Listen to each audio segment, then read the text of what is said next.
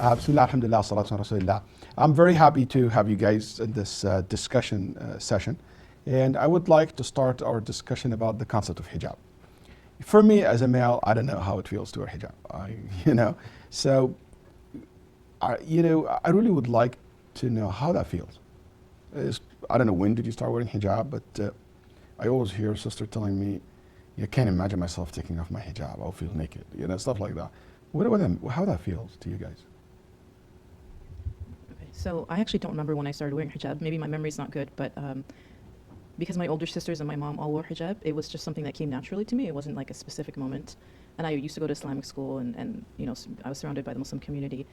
But for me, the hijab is about many things, but it's also about identity. Because the interesting thing is I was recently reading an article about a woman who took her hijab off, and she was explaining the reasons why. And one of the reasons was she didn't want to feel accountable for her actions, in the sense that when she does a certain action, people assume, oh, this Muslim woman is doing this action, therefore Muslims are this way. So she felt it was too much pressure for her. So although that was one of her reasons for taking it off, while I was reading it, I felt that's one of the reasons for keeping it on, because it makes me feel an extra sense of accountability for my actions, that I'm not representing just myself, but I'm representing a faith. I'm representing a very large group of people, and that helps me to make sure that my actions are in line with my faith. But you don't feel pressure? Of course I feel pressure, but I think it's not bad to feel pressure. Nice. Cool. Well, for me, it was a very conscious decision. I grew up in a very religious family in a Muslim country, and you would assume that it would be easy for me, but I struggled a lot with it at every level of hijab. But it was a very conscious decision that I took myself independently at every step. And one of the things that helps me continue is the realization that every time I put it on, every moment that I do have it on, this is time that I'm spending in obedience to Allah subhanahu wa ta'ala. So this is what I keep reminding myself, that despite the difficulty, despite the looks and the stares and whatever, or fears that I may have, it's okay. Life is a struggle anyway, but it just gives me that reassurance that, inshallah, this is also an act of obedience, and this moment is also being spent in obedience to Allah subhanahu wa ta'ala. So that's interesting. Like when I put my clothes on and I go out, I just think about it. It's just, okay, I'm dressing up, I'm like wearing clothes, comfortable, whatever. But I don't think about it as an act of worship. So every moment you spend outside the house wearing your hijab, you're actually getting reward for it, while I'm just doing something mubah, permissible. Every time I go to do an interfaith program, one of the first questions that I get is about hijab. And they think that we force you guys to wear hijab. And I said, no, actually, it's their choice. She chooses to wear hijab. It's not the husband or the father force his daughter or his wife to wear hijab. What do you think the appropriate age we should tell our girls about hijab? So I talk to my daughter about it very generally. The people around her wear hijab, so she understands women wear hijab when they're outside. When they're not outside, they don't wear hijab. So a lot of it is just what she sees, not always verbal explanation. But I tell her when you're older, you'll wear hijab. And she has like a little mini hijab. So you started the conversation already? Yeah, she has a little mini hijab that sometimes she wears while she prays. So it has started, but it's not at a point where I tell her when you're a certain age you have to wear hijab. I think when she's a little bit older. Is it true what I hear? Like if you tell your daughter from the early age to wear hijab, when she grow up she will hate it? I don't know. I'll let you know in 10 years. We'll see. Yourself, your friends, your sisters. Is that true? They said like, let her enjoy her kind of childhood and let her stay. Is that a right way of thinking, you think? We enjoyed our childhood while wearing it. Okay. We weren't prevented from doing anything. Except, when we reached puberty, for example, we weren't allowed to maybe swimming in public swimming pools anymore, to like exposing our bodies. Just small things like that. But we wore hijab and we did everything, so we didn't feel like we were being limited by it. So yeah. Would you like to? Sure. So for me, while growing up, like what Sister Asmaa mentioned, the whole family wore it. So it was something very natural, something very acceptable, something that I think I knew I would do. But I guess for my daughter, I have hijabs for her, which she puts on when she's going outside sometimes. And it's funny because sometimes we go to the masjid and she'll have her abaya and hijab on. But by the time the prayer ends, everything's off. Even her socks are off then. But it's there. I don't tell her she has to wear it. I don't tell her that if she wants, she doesn't have to wear it. We just don't talk about it. But it's there. And I guess with time, inshallah, this is something that may be discussed, inshallah. This is the youngest in the crowd. Is that true hijab prevent you from having fun? No. No, okay. Simple answer, no. I Is it remember. true? Is it true, or are you just saying that because of the microphone? No, I will follow it up with my experience. Okay. So when I did wear the hijabs initially, it was obviously a huge shift, not just for me, but for the crowd that I was around. And I'm not talking about friends, I'm talking about just generally the people around me. So going from middle school to high school, people saw me in a certain way. From junior school to middle school without the hijab, and then wearing the hijab all of a sudden in grade 9. I remember the day of the orientation, everyone kept staring at me. And personally, I don't like eyes on me at all, not even a little bit. So it was really hard for me to just get around that experience, even though it only lasted a couple of hours. And, once I overlooked that, days, months, years after as I finished my high school, it wasn't something that was important for me to even think about that. People are staring at me. It's something that I was like, you just get used to it. But you still maintain your activity and your fun going out, okay. So it's like, for me, it's the close things, some people think bearded guy are boring, but they're the most fun people to hang out with. It's just wrong. They think like, this one guy told me he hang out with me and he traveled with me once in a group of my friends, and he was very hesitant to travel with us. And he said, I thought you guys the whole trip like hold corners and cry the whole night and like praying and that's it. I didn't know that you guys go diving and like go fun and like go hiking and just normal stuff. It's the same thing with the sister with hijab. That idea or notion that muhajjabas, they don't have fun. My daughter, when I went to Banff that day, both daughters were wearing hijab, and I came from my class. I said, what did you guys do? They said they went there's a frozen falls, and they went ice picking, climbing the falls. I said, oh, and that's what the muhajjaba do. Okay, thanks. But they have fun. They, alhamdulillah, maintain how much culture influence hijab, like determine what hijab is and what hijab means and what hijab looks like and things of that nature. First of all, do you agree that this is an issue? That culture can affect your understanding of the hijab? Or Definitely. is affecting our understanding of hijab? Is that a reality?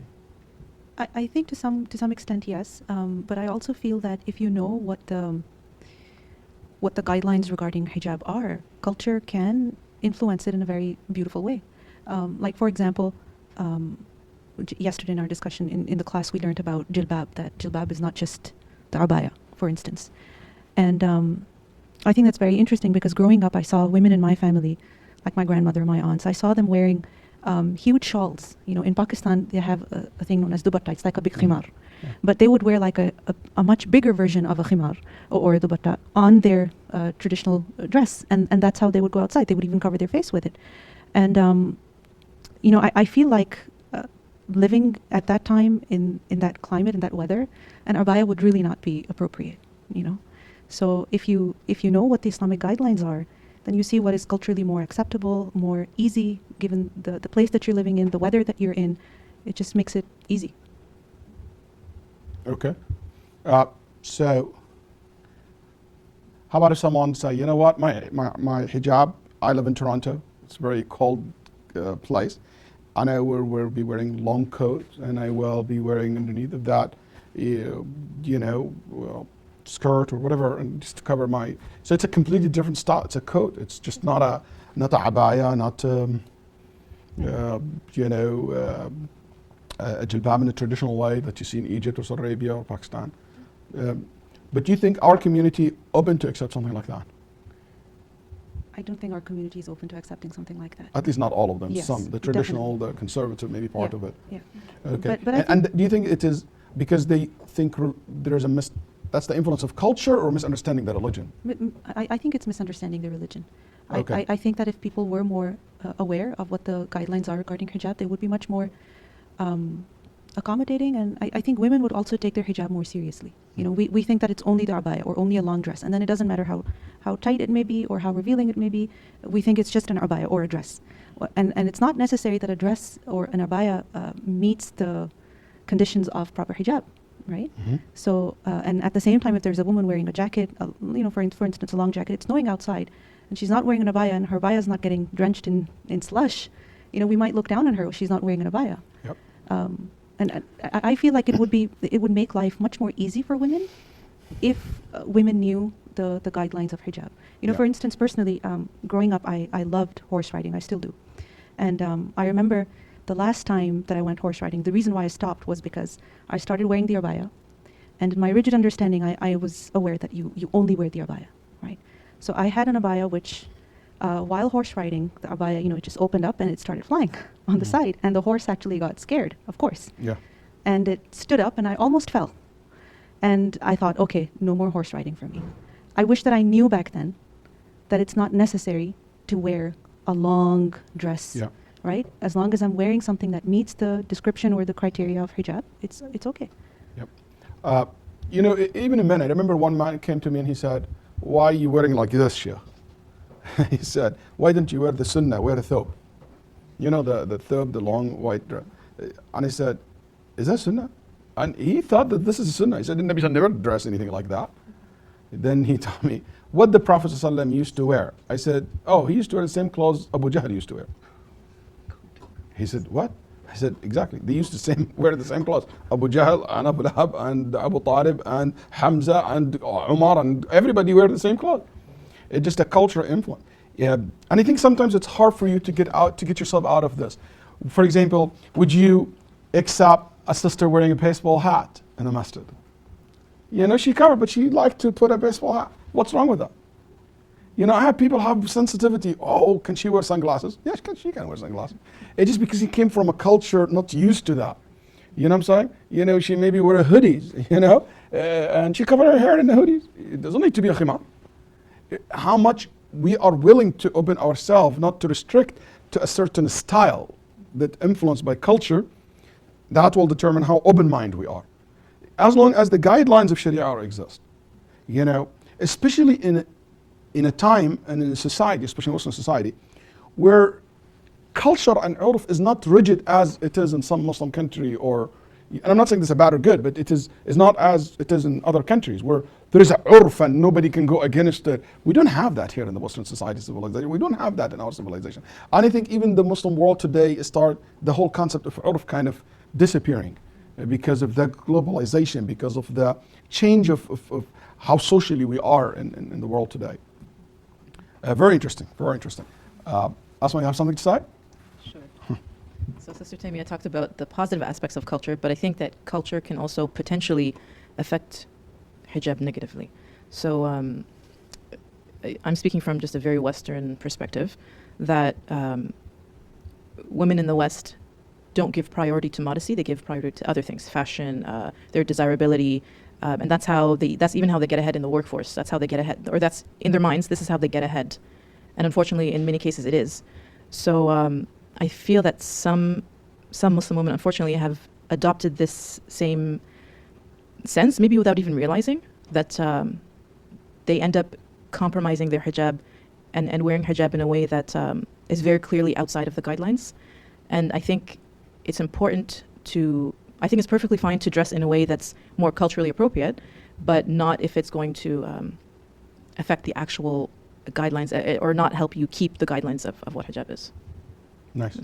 I think one of the things that I always want to hear from sisters who wear hijab, sometimes it is also good to make it sound real. Like sometimes I feel like they make it sound like, oh, it's so easy, it's like nothing. No, there is a lot of it, a struggle. Or there is something in the heart, in every woman, I believe, that, displaying your beauty is something natural. That's, I think, when, it's been narrated that Aisha radiallahu anha, when she saw a group of women without hijab, showing themselves without hijab, and the woman with her kind of looked at them and felt like, kind of jealous. Then she said to them, let them enjoy it in the dunya and we're going to enjoy it in the akhirah. Good news, there is no hijab in Jannah. So you don't need to worry about like, oh, my hair coming out. So, but her reaction for me tells me something. Tells me that she understands the psychology behind the statement or behind that look, that kind of looking at them. So she tells, oh, don't worry, even if you kind of felt jealous, but don't worry about that because it's one of the tests in the dunya, Final point about hijab for me, I want to ask you guys about. What do you think should be our reaction when we see sisters, they don't wear appropriate hijab?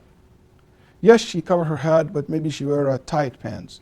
Maybe her hands are showing, part of her hair showing. Her hijab is not How should we deal with that as parents, as a community, as friends, as society? How should we look at that as an imam who gives khutbah and stuff like that? Okay, so this is a really good question because especially on social media, there tend to be a lot of people who like to give advice by being very, very harsh towards women who post pictures of themselves or make videos or whatnot. But I think that reaction just pushes women away when people react very harshly to them. And I think it's natural when you're doing something when you're doing something and somebody comes and yells at you or reacts very harshly to you. What are you're going to want to distance yourself from that person, even if you know that person is right. So I think our attitude should change to acceptance and actually having a relationship with those people as friends and as family members, and not necessarily hitting them over the head every single time we see them. You're not wearing hijab properly. You're not wearing hijab properly. Rather, you form this relationship with them and you encourage them towards all good, not just towards fixing the way that they wear their hijab. And I think that in those relationships, that's where the value comes, real authentic relationships. Anyone else has a comment? Yeah. I think it's very important for us to remember our own imperfections and our own history maybe. Remind yourself of the time when maybe exactly that how you were before. You were not always wearing proper hijab maybe. There was this time when I remember going out with my parents somewhere and I was not wearing proper hijab. And the other day I was thinking about it, that my mom didn't say a word to me. My dad didn't say a word to me. And if I dressed up like that today, I would be mad at myself. Like how were they so patient? And they completely ignored it. Because I was young, I didn't know much then. They weren't harsh with me. They didn't even tell me to fix my hijab. They didn't. And they just gave me time to mature, to grow up and to learn and to take life more seriously. And like I said earlier, that this was a very conscious decision that I took myself independently. So my parents educated me. And the hijab was a decision that I took for myself. So I think this is important, that people who are not observing proper hijab, give them the benefit of the doubt. They probably don't know. And if they have come to you, and it's your chance to help them grow, not to repel them or push them away. Nice. Do you want to say something? Yeah, okay. Just adding on to what Sister Taimiyyah said, it's important to bring in your struggles that you had when you started assuming the hijab, because it just might so happen that how you wore it a couple years ago is not the same that you wear it today. And I think it's important to also think about the fact that something's better than nothing. So even if whether they know the right guidelines or they don't, at least they're wearing the hijab, right? And I don't think that gets enough credit. Very good. For me, when I see a sister come to my community and she is not fully muhajjab, I always look at the part is covered, not the part is not covered. And I think it's a different frame. Like, what frame you put her? You know what? At least she is covering most of her body. At least she is doing, maybe she need to work a little bit on her hair, maybe next time. But you know what? I don't ignore the fact that she dressed modest, a long skirt, she wearing a long pants, she wearing a long sleeves. What I'm trying to say, that it's very important to be positive. We tend to always look at the area that is not covered, the area that's haram is, and we completely ignore the area where she did something good. I remember once I was giving a talk and someone came and he said, I really would like to recognize the munaqqaba in the crowd, because they are the true representative of Islam and they are the one with this and this and that, and my talk.